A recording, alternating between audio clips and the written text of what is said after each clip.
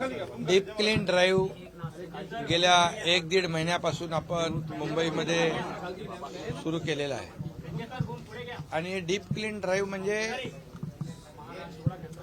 एका विभागामध्ये इतर 3-4 विभागाची मॅनपॉवर आपण आणतो, मशिनरी आणतो आणि अगदी डीपली त्याचं पूर्णपणे सफाई होते. म्हणजे रस्त्याची रुटीन सफाई होते, स्क्रबिंग होतं, म्हणजे माती काढतात आणि त्यानंतर पाण्याने ते रस्ता धुतला जातो, फुटपाथ धुतले जातात, अंतर्गत रस्ते स्वच्छ होतात, अंतर्गत गल्ल्या स्वच्छ होतात, अंतर्गत गटारं आहेत, फुटपाथच्या खालची गटारं आहेत, त्याचबरोबर त्या भागातले नाले देखील त्याचबरोबर स्वच्छतेसाठी घेतले जातात आणि पब्लिक टॉयलेट देखील त्याची स्वच्छता मी कमिशनरना सांगितले की दिवसातून एकदा न करता 5 ते 6 वेळा केली पाहिजे, जेणेकरून त्या भागामध्ये स्वच्छता रोगराईला थारा राहणार नाही.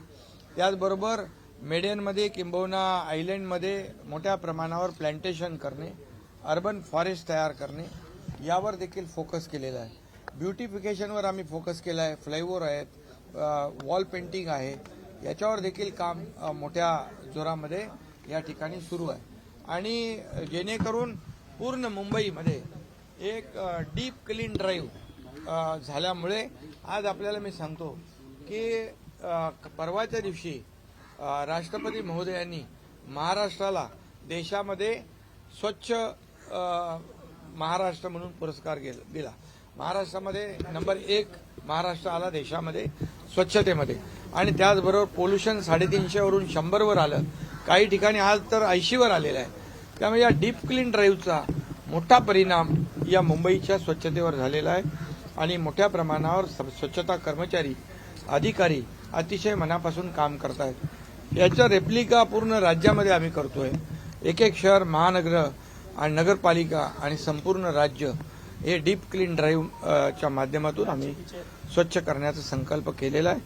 त्याचबरोबर देशाचे प्रधानमंत्री मोदी साहेबांनी जी मंदिरं स्वच्छ करण्याचा जे काही संकल्प केलेला आहे त्यांनी स्वतः काळाराम मंदिर जाऊन स्वच्छ केलं नाशिकमधलं.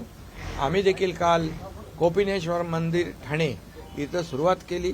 आजही आम्ही डीप क्लीन ड्राईव्हच्या माध्यमातून हनुमानचं मंदिर रस्त्यावर होती त्याचंही स्वच्छता केली आणि आयुक्तांना सांगितलंय की सर्व मुंबईतले मंदिरं आहेत ती स्वच्छ करणं, त्याचा परिसर स्वच्छ करणं, तिथे रोषणाई करणं, ह्या सगळ्या गोष्टी ज्या आहेत या आपण हाती घेतलेल्या आहेत आणि आताच VCवर देखील मी सर्व जिल्हाधिकाऱ्यांना आयुक्तांना सांगणार आहे की राज्यातली जेवढी आपली मंदिरं आहेत ती स्वच्छ करणं, त्याचा परिसर स्वच्छ करणं, रोषणाई करणं आणि एकंदरीत जे काही वातावरण आहे राम मंदिराच्या उद्घाटनाचं हे देशभरामध्ये अतिशय पॉझिटिव्ह आहे आणि लोक आतुरतेने वाट पाहत आहेत. नरेंद्र मोदीजी या देशाचे प्रधानमंत्री, त्यांनी करोडो रामभक्तांचं स्वप्न, हिंदू हृदय सम्राट बाळासाहेब ठाकरे यांचं स्वप्न, तमाम जनतेचं स्वप्न पूर्ण केलं. त्याबद्दल मी त्यांनाही मनापासून धन्यवाद देतो. काँग्रेसमध्ये मोठा खिंडार पडला, मिलिंद देवरा पक्षप्रवेश करत आहेत.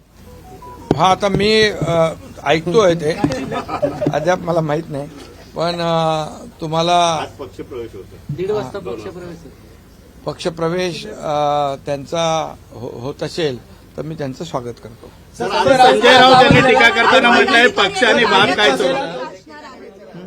पदाधिकारी असतील त्यांच्यासोबत आणि कार्यकर्ते जे असतील नाही, आता त्याची मी तुम्हाला त्याची माहिती नंतर सांगतो.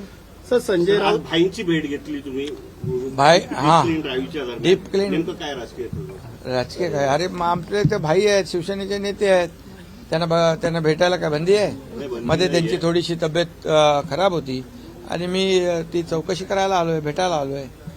हिंदीमध्ये कोणी पक्ष चोरतं, कोणी बापाचा पक्ष चोरतं तर कोणी काकाचा पक्ष चोरतं. हिंमत असेल तर स्वतःचा पक्ष उभं करा आणि मग समोर निवडणूक. हा बाळासाहेबांचा पक्ष आहे, हा बाळासाहेबांचा पक्ष आहे, तोच आम्ही पुढे नेतोय. बाळासाहेबांचे विचार विकणाऱ्यांनी, बाळासाहेबांच्या विचारांना मूठमाती देणाऱ्यांनी, सत्तेच्या खुर्चीसाठी सर्व सोडणाऱ्यांनी हिंदुत्व सोडलं, या महाराष्ट्रातल्या जनतेची बैमानी केली, विश्वासघात केला, त्यांना आमच्यावर टीका करण्याचा नैतिक अधिकार नाही. ते घाबरलेले आहेत. या डीप क्लीन ड्राईव्हमुळे येणाऱ्या निवडणुकीमध्ये त्यांना क्लीन स्वीप करून टाकेल जनता, याची त्यांना धास्ती आहे. त्यामुळे त्यांचे आरोप प्रत्यारोप आता जेव्हा त्यांच्या बाजूने निकाल लागतो ती संस्था चांगली असते, जेव्हा त्यांच्या मेरिटवर निकाल लागतो तेव्हा ती संस्था वाईट असते. मग त्याच्यावर आरोप करणं, चुनाव आयोग म्हणणं, चोरो के सरदार म्हणणं, स्पीकरवर आरोप करणं हे लोकशाहीमध्ये घातक आहे आणि याला जनता सडेतोड उत्तर येणाऱ्या निवडणुकीमध्ये देईल.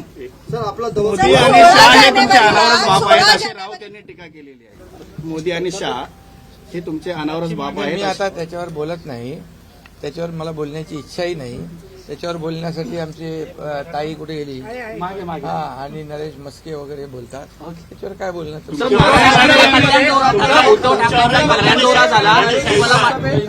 घराणेशाहीचा आरोप केलाय.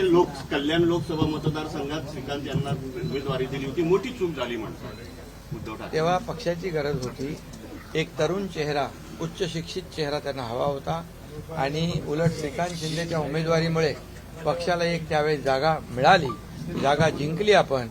परंतु या जे काय म्हणतो त्यांना, जे काय राज्यामध्ये जे काही विकासाची कामं सुरू आहेत, ज्या पद्धतीने कामं सुरू आहेत, केंद्राचा सपोर्ट मिळतोय, राज्याचा सपोर्ट मिळतोय, डबल इंजिन सरकार आहे, शिवडी नावाशेवाचं उद्घाटन होतंय आणि मोदीजी कुठे, तुम्ही कुठे? मोदीजींच्या नखाची सर पण यांना येणार आहे का?